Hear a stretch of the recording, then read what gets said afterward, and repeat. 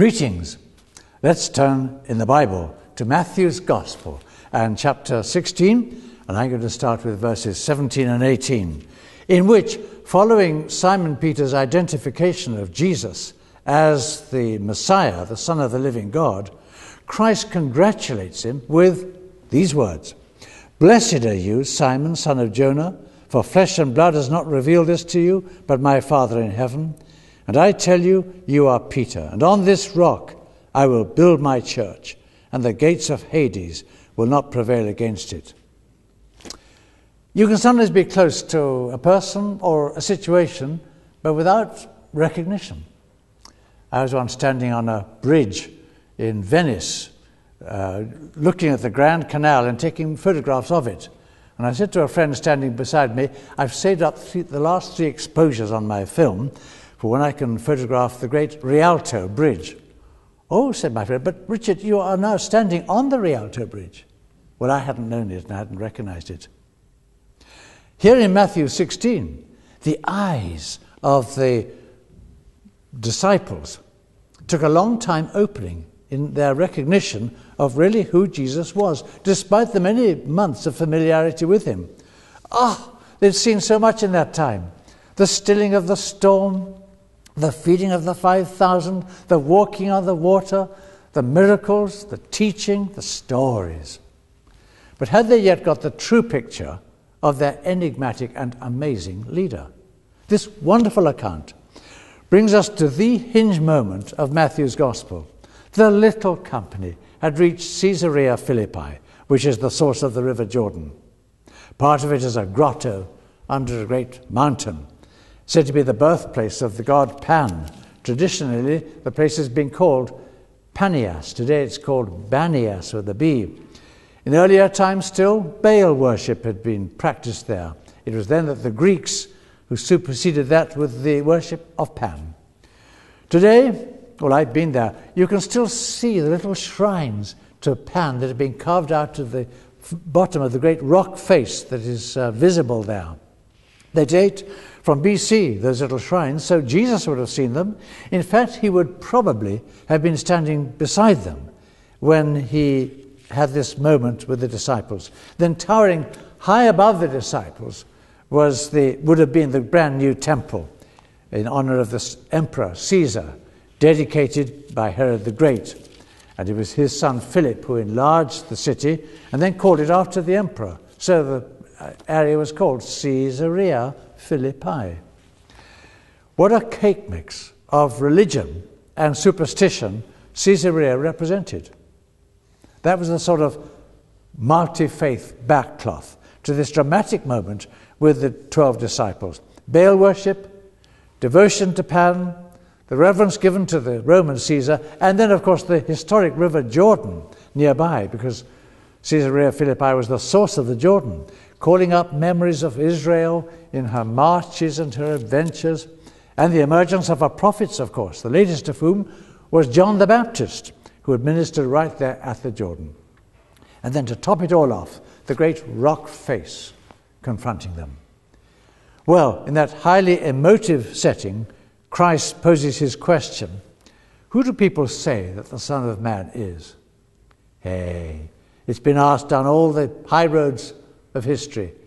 Get the answer wrong, and you can end up with a political Christ, or as in the days of the Crusades, with a military Christ, or from the days of show business with a superstar Christ, or in these days of postmodernism with a designer Christ, a Jesus of your own making. On that day at Caesarea, the answers came quickly enough. Perhaps some are wondering Jesus might be John the Baptist come back again because he'd been killed.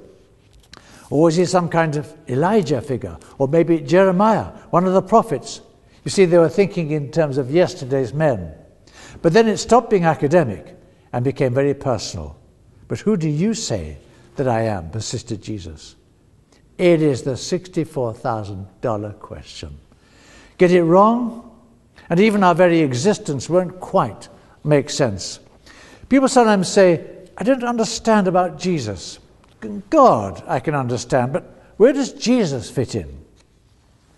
It was that great theologian Athanasius 16 centuries ago, Egyptian-born, Greek-trained, who once said, the only system of thought into which Jesus Christ will fit is the one in which he is the starting point.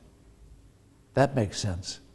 So in the beginning was the Word, and the Word was with God, we read in John's Gospel, and the Word was God. Well, the Word is Jesus. So this second person of the Trinity is the one who has made God knowable at all, and by his saving death and resurrection has done everything necessary to reclaim humanity back to God. He's the apex of everything that God has been doing from the very beginning. Get it right about Jesus then, and everything else will begin to glow with significance. Get it wrong, and we'll be like the man who does up his shirt buttons in the morning, beginning with the wrong button. And he may say to himself, well, if I keep persisting, it'll work out in the end. No, it won't. It'll never work out. Same about Jesus Christ. Get it wrong about him, and the very meaning of life and existence itself will always be something of a puzzle. Jesus Christ is the first and the last. He's the culmination of all God's saving purposes for our world. You are the very Messiah of God, says Peter. What a moment it was. So bless the memory of Simon Peter. As Jesus pinned his friends down with that vital question, who do you say that I am? Simon Peter had hit the jackpot. You are the Messiah, the Son of the living God. This was a defining moment, you could say. Actually, it was the defining moment for the 12. At that point, Peter was the spokesman for all of them, and indeed for the generations of believers who were going to follow after. Was it just guesswork on his part? A lucky hunch? No. It was a conviction that had been given him from above. It isn't just a creedal recitation, though creeds are important. Somebody could well recite words, but it's the conviction that has gone deep inside that counts. We begin then to look at all of life in quite a different way. This was a great moment for the 12. Let's celebrate, Jesus is saying, by changing your name, Simon. So you've just come up with the great rock truth on which the whole church of the future will be founded, and by which it will stand against the hostilities and the storms that will be coming. In fact, Jesus may have looked up at that great rock face right there in front of them, as he said, from now on, you're Peter, and on this rock I will build my church. There's a play on words there. You are Petros, that's the Greek name. And on this Petra, that means rock, I will build my church. And even though we take into account that Jesus may have been speaking Aramaic, the Aramaic name Kephas, which is used sometimes in the New Testament, is still tied to the idea of a stone or a rock. It's very important. Peter doesn't know it then, but at Pentecost, years later, on the birth of the New Testament church, it would be Peter and his preaching that would give the necessary momentum to the whole Jesus movement. Peter the fisherman had become Peter the apostle, the rock man. What's in a name? From Simon to Peter. What's in a name? There's something about a significant moment that can create a name. It happens a lot in Africa, where I was born. I was a child of missionaries. I have an African friend today. Actually, he's about my age. He was born in our missionary family motor car years ago. My dad just failed to get the mother to the maternity hospital in time for the birth. And so the mother was very intrigued by this, and she called the boy after the event. I'll spell it for you. M-O-T-O-K-A. Motorcar is what she called him. And I had a letter from Motorcar not too long ago. And then the giving of special names happened a bit in the scriptures. Abram, which means exalted father, becomes Abraham, father of many. Jacob becomes Israel. Saul becomes Paul. Something happens to an individual. And Christ says, even in Revelation chapter 3, that on the believer who overcomes, he will write his new name.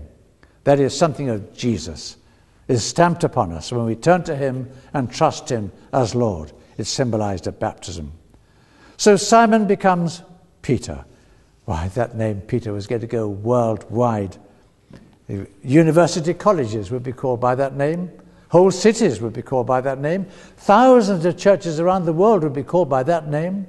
Mums and dads around the world by the million would be calling their little boys in the future Peter, and they'd be calling their dogs Caesar. Well, that's just one of the changes that Jesus makes. This is the turning point here in Matthew 16 for all the disciples. The church would now stand on this declared conviction about Jesus Christ. More than that, in its conquest of love, the church would advance on this belief worldwide. I look again at the promise of verse 18, that the gates of Hades will not prevail against the church. What a pledge! We don't read here of the church under attack from the powers of darkness. No.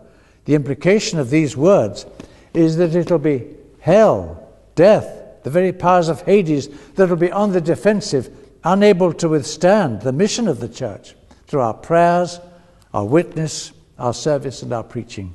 Every week, somewhere around the world, some 1,600 new congregations are coming into being that weren't in existence the week before. That's the scale of the advance.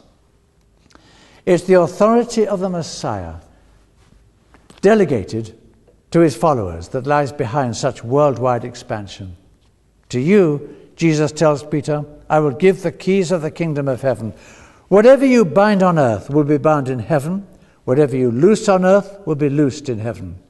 This loosing of precious people from the sins that hold them down, and the church on earth working in collusion with heaven, it's a twofold activity. Working together. On the last page of the Bible, we read, the Spirit and the bride. The bride is the church. The Spirit and the bride say, come. Well, in the winning of this dying world to God, heaven holds hands with the church, and we are involved. I hope that you are involved. 350 years ago, Blaise Pascal wrote, God has not wanted to absolve, to forgive, without the church. We've got to be part of the action. So, friends, what is happening to the church is of more significance to the future of the world than the United Nations or any amount of G8 summits or financial get-togethers. The church is what God is all about. The media, I know, is very fond of writing off the church these days with words like meltdown.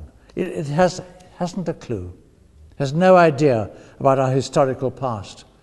Why, the Roman Emperor Diocletian, who reigned at the turn of the 3rd century AD, even had a special badge made to celebrate the end of Christianity. And on the medal was inscribed the boast, the Christian religion is destroyed and the worship of the gods is restored. But of course, in the event, it was the Roman Empire that died with the sack of Rome in a single day in the year 410 AD. It's been the same all along. Today we have the atheist Philip Pullman bombastically announcing, without a doubt, Christianity will cease to exist in a few years. I wonder how long he gives us. I wonder how long he gives himself. The way has never been easy for us, of course, but the evidence of 2,000 years surely backs up the words of the historian T.R. Glover when he wrote, the final disappearance of Christianity has been prophesied so often as to be no longer interesting. Hey, are you a part of all this? Christ, the Son of the living God, the people who follow him, this worldwide community, you part of all this? It's the only group that will still be there at the end of all time. Can we believe the pledge of the Bible that it's Hades, death, and evil that will ultimately be obliged to cave in with the weak, battered, yet triumphant church standing over its smoking grave? God bless you today.